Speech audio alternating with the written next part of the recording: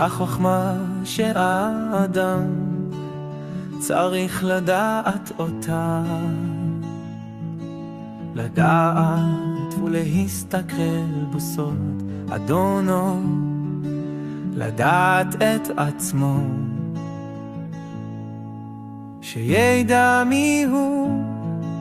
ואיך נברא ומאין הוא בו ולאן הוא ילך, ותיקון הגוף איך מתקן,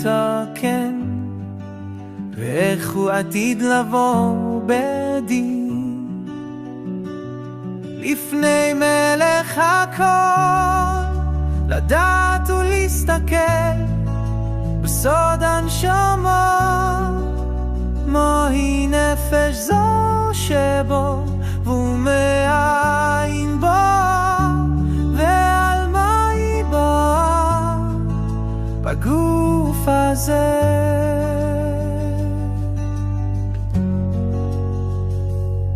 להסתכל בעולם הזה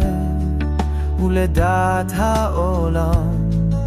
שהוא נמצא בו ועל מה יתקן העולם, ואחר זה יסתכל בסודות העליונים של העולם העליון, לדעת את אדונו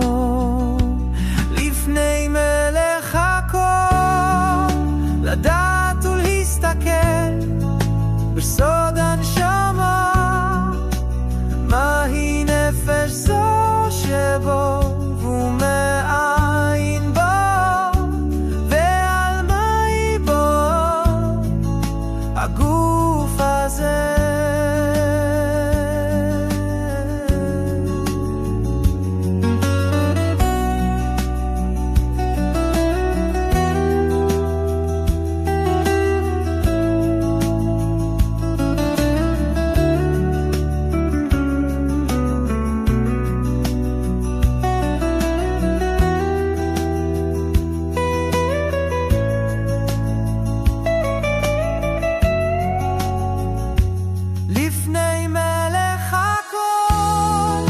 לדעת ולהסתכל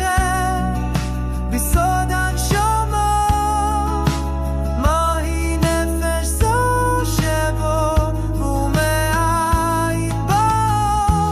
ועל מה היא באה בגוף הזה,